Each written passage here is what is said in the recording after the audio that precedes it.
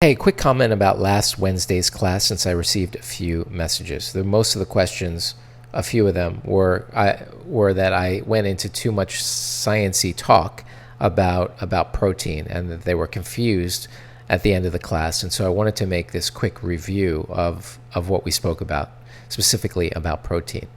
Your body is naturally there are two phases. You could call them the growth phase and the preservation phase.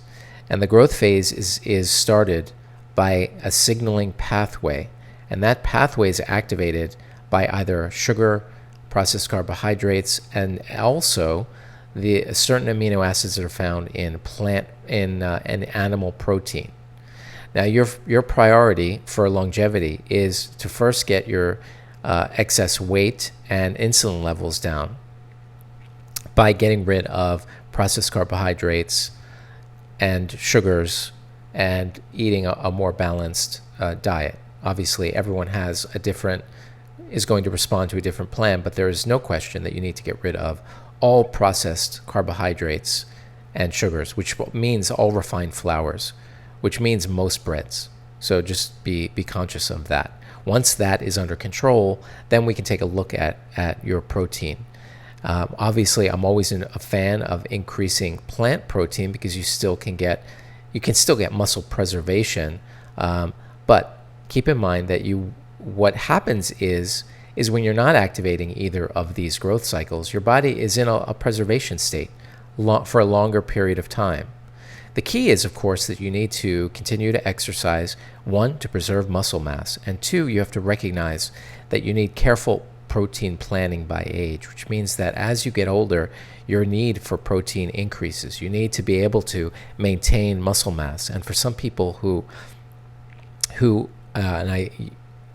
are getting more frail, even though they are reasonably active, in those cases you do want to absolutely increase animal protein.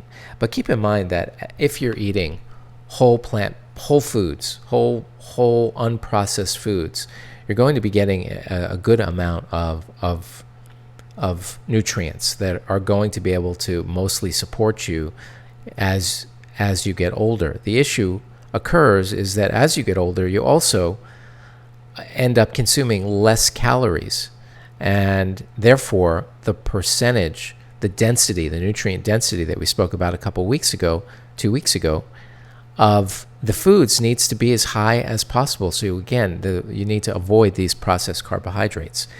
So I hope that clarifies some of the issues with protein.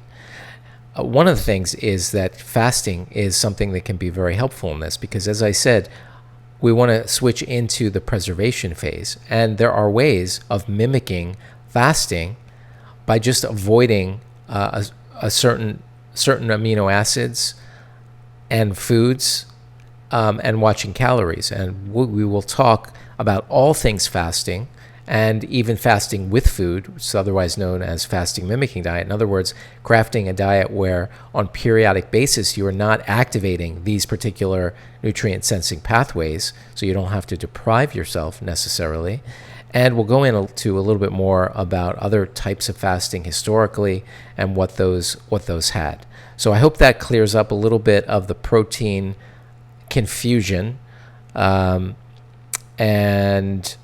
if you have and ultimately, of course, I would love it if you would join me this Wednesday night for an episode on all things fasting. You understand all the amazing benefits of fasting, but if you can't fast, how can you get those benefits? How can you mimic fasting without actually having to fast? So look forward to seeing you then. I hope that clears up some of the confusion.